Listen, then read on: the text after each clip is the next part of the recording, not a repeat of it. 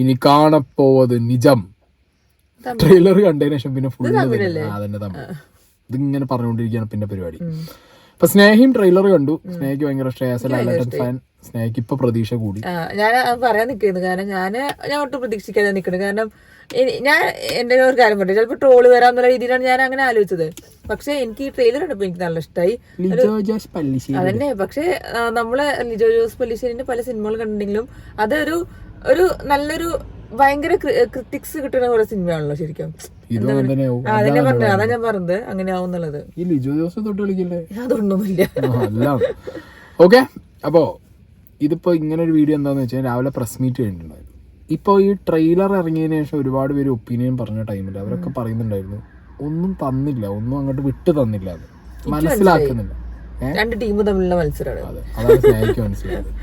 Actually ഞാൻ ഇതിന്ന് മനസ്സിലാക്കിയ കുറച്ച് കാര്യങ്ങളുണ്ട്. ഓക്കെ, ഇതെങ്ങനെ ഇത് കണക്ട് ആയിട്ട് ആളുകളിലേക്ക് എത്തുമെന്ന് എനിക്കറിയില്ല. ഈ സിനിമയുടെ ക്രൂ ടീം വിചാരിച്ചത് ചിലപ്പോൾ ഇതായിരിക്കാം. സിനിമ ഇറങ്ങിയതിനു ശേഷം കണ്ടിട്ട് പിന്നെ നമുക്ക് തീരുമാനിക്കാം. പക്ഷെ ഞാൻ എൻ്റെ ഒരു പെർസ്പെക്റ്റീവ്, എൻ്റെ ഒരു പ്രഡിക്ഷൻ ഞാൻ പറയുകയാണ്.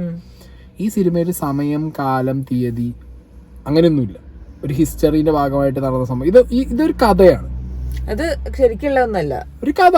അതായത് ഇതൊരു ജസ്റ്റ് സ്റ്റോറി.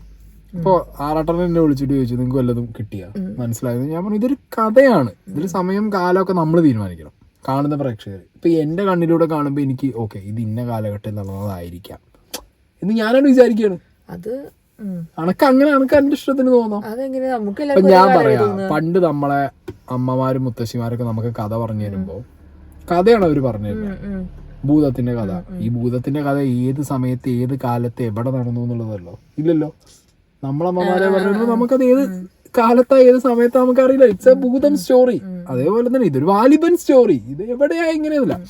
അവിടെയാണ് ഈ സിനിമയുടെ മാർക്കറ്റിംഗ് ബ്രെയിൻ ഇരിക്കണേ. ഞാൻ പറഞ്ഞുതരാം. ഓക്കെ, അപ്പോൾ ആദ്യം ലാലേട്ടൻ ഈ സിനിമയെ കുറിച്ച് പറയുന്നത്. അല്ല, ഇങ്ങനത്തെ ഒരു ജോണറിലൊരു സിനിമ ഇന്ത്യൻ സിനിമയിൽ ഉണ്ടായിട്ടുണ്ടായില്ല എന്നാണ് ഞാൻ വിശ്വസിക്കുന്നത്. ഇതിനൊരു ഞാൻ അന്ന് പറഞ്ഞൊരു കാലവും ദേശങ്ങളൊന്നും ഇല്ലാത്തൊരു സിനിമയാണ്. അപ്പം അതിൻ്റെ ക്രാഫ്റ്റ് എന്ന് പറയുന്നത് മാറ്റി നിർത്തിയാൽ ക്രാഫ്റ്റ് വൈസ് വളരെ രസകരമായൊരു വലിയൊരു ക്യാൻവാസിലാണ് ഈ സിനിമ ചെയ്തിരിക്കുന്നത്. പക്ഷെ ഒരു സിനിമയ്ക്ക് വേണ്ട എല്ലാ കാര്യങ്ങളും, ഒരു കഥ പറയുമ്പോൾ നമുക്ക് എന്തൊക്കെ വേണോ അതെല്ലാം ഉണ്ട്. അതിൽ പ്രേമമുണ്ട്, പ്രണയമുണ്ട്, വിരഹമുണ്ട്, ദുഃഖമുണ്ട്, സന്തോഷമുണ്ട്, പ്രതികാരമുണ്ട്, അസൂയുണ്ട്, അങ്ങനെയുള്ള ഹ്യൂമൻ ഇമോഷൻസ് മുഴുവനുള്ളൊരു സിനിമയാണ്. അതിനെ എങ്ങനെ പ്ലേസ് ചെയ്തിരിക്കുന്നു എന്നുള്ളതാണ്.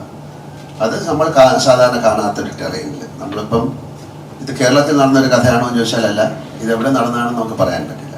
ഇന്ത്യയിൽ എവിടെയോ ഒരു സ്ഥലത്ത് അതിന് എത്ര പഴക്കമുള്ളൊരു സിനിമയാണെന്ന്, കാലമാണെന്ന് നമുക്ക് പറയാൻ പറ്റില്ല. അതുകൊണ്ടാണ് കാലദേശങ്ങളില്ല എന്ന് പറയുന്നത്. അപ്പോൾ അതിലുപയോഗിച്ചിരിക്കുന്ന അതിൻ്റെ കോസ്റ്റ്യൂം ആയാലും അതിൻ്റെ ഭാഷയായാലും അതിലെ ഗാനങ്ങളായാലും അതിൻ്റെ കഥ പറയുന്ന രീതിയാണ്. അപ്പോൾ അതിന് വലിയ ക്യാൻവാസിലാണ് ഏറ്റവും മനോഹരമായിട്ട് ഷൂട്ട് ചെയ്തിരിക്കുന്ന സിനിമ എന്ന് ഞാൻ പറയുന്നു. കാര്യം അതിൻ്റെ ക്യാമറ വർക്ക് ഈസ് സൂപ്പർ, അതിൻ്റെ മ്യൂസിക് ഈസ് സൂപ്പർ. അങ്ങനെയല്ല, ഒരു സിനിമ നന്നാകണമെങ്കിൽ അതിലെല്ലാവരും നന്നായിട്ട് അഭിനയിക്കണം, അതിൻ്റെ ക്യാമറ നന്നായിരിക്കണം, പാട്ട് നന്നായിരിക്കണം, ലൊക്കേഷൻ നന്നായി, ഒരുപാട് ഫാക്ടറുണ്ട്. അതിലുപരി അതിലൊരു ഭാഗ്യവും വേണം. ആ ഭാഗ്യത്തിന് വേണ്ടിയിട്ടാണ് നമ്മൾ വെയിറ്റ് ചെയ്യുന്നത്. അല്ലാതെ സിനിമ എന്നുള്ള രീതിയിൽ എന്നെ സംബന്ധിച്ചാണ് ആസ് ആൻ ആക്ടർ എനിക്ക് വളരെയധികം സംതൃപ്തി തരുന്ന ഒരു സിനിമയാണ്. ലാലേട്ടൻ പറഞ്ഞ കാര്യങ്ങൾ ശ്രദ്ധിച്ചേ. കാലദേശം ഒന്നും ഇല്ലാതെ നല്ലൊരു ക്രാഫ്റ്റ്, നല്ലൊരു വർക്ക്, നല്ലൊരു ടീം, ഒരു സിനിമ കഥയാണ്. അതായത് ഇതൊരു ഞാൻ പറഞ്ഞ ഒരു മുത്തശ്ശി കഥ എടുത്ത് സിനിമ ആക്കി അങ്ങനെ ഇരിക്കും. പക്ഷെ ഞാൻ അതല്ല പറഞ്ഞത്, പ്രേക്ഷകർക്ക് എങ്ങനെ സ്വീകരിക്കുന്നുള്ളത് നമുക്കൊന്നും പറയാൻ പറ്റില്ല. അവിടെയാണ് ഈ ഒരു സിനിമേന്റെ ബിസിനസ് ബുദ്ധി ഇരിക്കുന്നത് ഞാൻ പറയുന്നത്. അതായത് ഈ സിനിമ ലിജോ ജോസ് പല്ലിശ്ശേരി എന്ന് പറഞ്ഞ ഡയറക്ടറിന്റെ മാസ്റ്റർ സ്ട്രോക്ക് ആവും.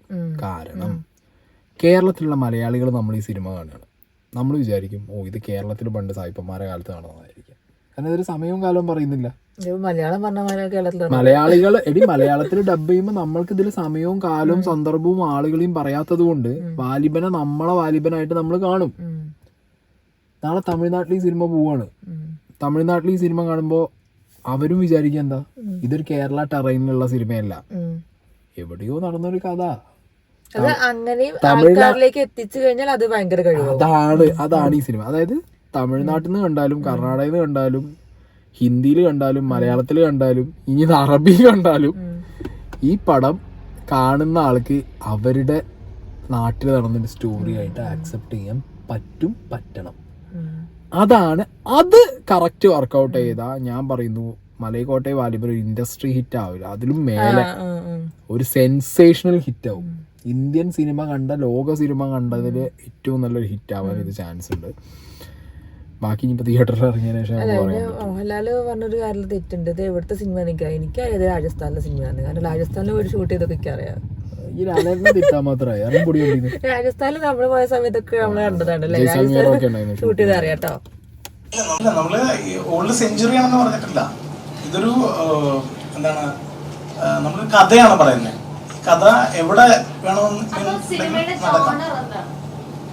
ജോണർലെസ് ആണ്, അതുകൊണ്ട് ജോണർ എടുത്ത് പറയാൻ പറ്റില്ല എന്ന് പറയുന്നത് അതുകൊണ്ടാണ്. നമ്മളൊരു ഒരു കെട്ടുകഥ, ഇപ്പോൾ നമ്മളൊരു അമർചിത്ര കഥ വായിക്കുന്നത് പോലെ ഉള്ളൊരു കഥയാണ്. അപ്പോൾ ആ കഥയ്ക്ക് നമ്മൾ അതൊരു ത്രില്ലറാണ്, അതൊരു ആക്ഷൻ ഫിലിമാണ് എന്ന് ഒരു ജോണർ സ്പെസിഫിക് ആക്കുക എന്നുള്ളതല്ല, ആ കഥ പറയുക എന്നുള്ളതാണ്. അതിനകത്ത് എന്തൊക്കെയുണ്ടോ അതിനകത്ത് അതല്ല, ആ ആവശ്യമുള്ളതെല്ലാം ഉണ്ട് എന്നുള്ളതാണ് എനിക്ക് പറയാൻ പറ്റുക. അതിനൊരു കാലം പറയുന്നില്ല. ഇപ്പോൾ നമുക്ക് പരിചയമുള്ള ഒരുപാട് എന്താണ് ഒരു ടൈമും ഒരു നമുക്ക് പരിചയമുള്ള കോസ്റ്റ്യൂംസ്, പല കാര്യങ്ങളും നമ്മൾ ഇതിനകത്ത് ബ്ലെൻഡ് ചെയ്യാൻ ശ്രമിച്ചിട്ടുണ്ട്. അതിൽ നിന്ന് നിങ്ങളാണ് വായിച്ചെടുക്കേണ്ടത് ഏത് കാലത്താണ് ഈ കഥ നടക്കുന്നത്. ഒരു കഥയാണ്, അപ്പൊ അത് ഉറപ്പായിട്ടും പറയാം.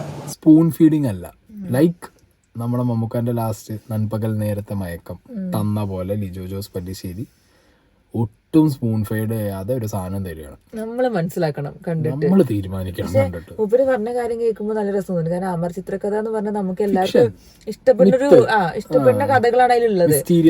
രാജാക്കന്മാരെ കഥയും അങ്ങനത്തെ എന്തൊക്കെ കുറെ കഥകളാണ് എക്സാക്ട്ലി. അതായത് അമർ ചിത്രകഥയൊക്കെ വായിക്കുമ്പോൾ നമുക്ക് അറിയില്ല ഇത് എവിടെയാണ്. അതെ, നമ്മൾ ചിന്തിച്ച് നമ്മൾ വിചാരം അമർ ചിത്രകഥ നമ്മുടെ നാട്ടിൽ നടന്നതാണ്, തമിഴ്നാട്ടിൽ നിന്ന് വെച്ചാൽ അവര് കയറി അവരുടെ നാട്ടിൽ നടന്നതാണ്. അതൊരു എക്സാമ്പിൾ, ഈ ഒരു ഉപമ പറയുമ്പോൾ നല്ല രസം തോന്നി. ഇപ്പൊ അതൊരു അടിപൊളിയാവും എന്നുള്ള രീതിയിൽ തന്നെ തോന്നുന്നു. അതെ, അപ്പോ ഇതില് പല ബ്ലെൻഡുകൾ കൊണ്ടുവന്നു പറഞ്ഞ കേട്ടോ. ഈ കോസ്റ്റ്യൂംസ് അതെന്തിനാ കൊണ്ടുവന്ന് വെച്ചാ, ചില ആംഗിൾ നോക്കുമ്പോ നമുക്ക് ഒരു മലയാളി ടച്ച് തോന്നാം, ചില ആംഗിൾ നോക്കുമ്പോ ഒരു തമിഴ്നാട്ടിൽ അവർക്ക് ആ ടച്ച് തോന്നാം, ഹിന്ദിക്കാർക്ക് അങ്ങനെ ഒരു സാധനം തോന്നാം.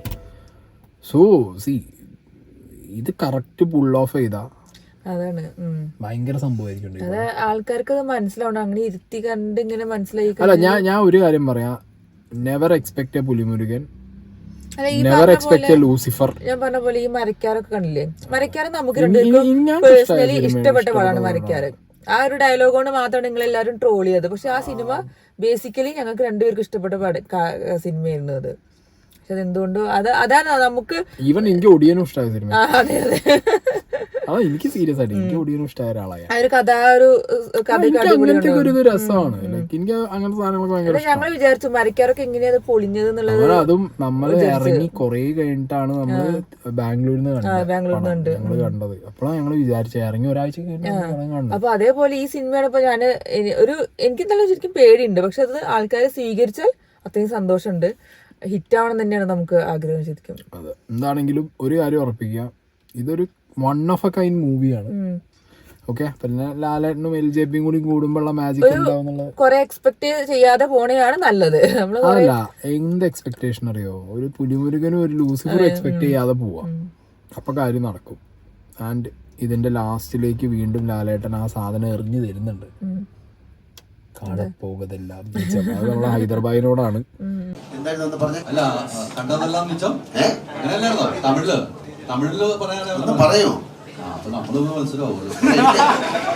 എനിക്കില്ലേ ഒരു ഡയലോഗ് പറയണമെങ്കിൽ ഒരാൾ പറഞ്ഞു തന്ന് അത് മനസ്സിലായി. അല്ലല്ല, നിങ്ങൾ കണ്ടതല്ലേ, അല്ല അങ്ങയുടെ വായിൽ നിന്ന് കേൾക്കാൻ എനിക്കൊരാഗ്രഹം ഒന്ന് പറഞ്ഞു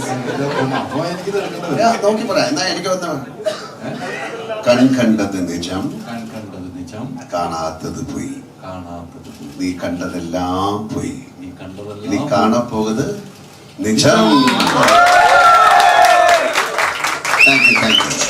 ഒന്നാമത് ഹൈദരാബാദി ഇവരൊക്കെ ഉള്ള ഒരു റാപ്പോ അങ്ങേര് ഭയങ്കരമായിട്ട് കീപ്പ് ചെയ്യുന്ന ഒരു മനുഷ്യനാണ്. സംഗതി അങ്ങേരെ എല്ലാവരും എടുത്തിട്ട് ട്രോളുന്നുണ്ടെങ്കിലും ഇവരൊക്കെ തമ്മിൽ ഭയങ്കര വേറെ ബോണ്ടാണ് ഇവര് തമ്മില്. ഞാൻ ഈ പോർഷൻ തന്നെ അവിടെ വെക്കാൻ കാരണം ഹൈദരാബാദിനോട് അത് പറയുമ്പോഴും ചൂണ്ടിക്കാണിച്ചു ലാലേട്ടൻ അത് പറയുമ്പോ ഇത് സംഭവം ഇറുക്ക്, നിങ്ങൾ കാണാൻ പോണ നിജം, നിങ്ങൾ കാണാതിരിക്കുന്ന സാധനം വലിയ അവകാശവാദങ്ങളൊന്നും പറയുന്നില്ല. ഓവർ ഹൈപ്പ് കൊടുക്കാത്ത തന്നെ കൂടുതൽ ഭാഗ്യം. ഇവരായിട്ടൊന്നും കൊടുക്കണില്ല. ഞാൻ അറിഞ്ഞിടത്തോളം പാറ അടിയുണ്ട് ഇതിനകത്ത്. അടി പോട്ടി അടിയെന്നാ കേട്ടെ. ഇപ്പൊ ട്രെയിലർ വന്നു, ഇനി വേറെ ഒന്നും വരില്ലല്ലോ. ട്രെയിലറിൽ ആരും ഒന്നും കാണിച്ചില്ല. അല്ല ട്രെയിലർ അല്ലേ ലാസ്റ്റത്തെ? അതിലേ ഒന്നും കാണിച്ചില്ല, ഇരുത്തം മാത്രമേ കാണിച്ചുള്ളൂ, വേറെ ഒന്നും കാണിച്ചു തന്നില്ല.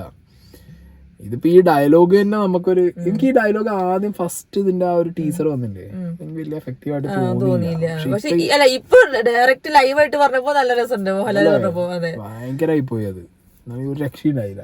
ഇന്ന് മൂപ്പരെ കുറെ നിർബന്ധിച്ചിട്ടുണ്ട്, മൂപ്പര് പറഞ്ഞില്ല.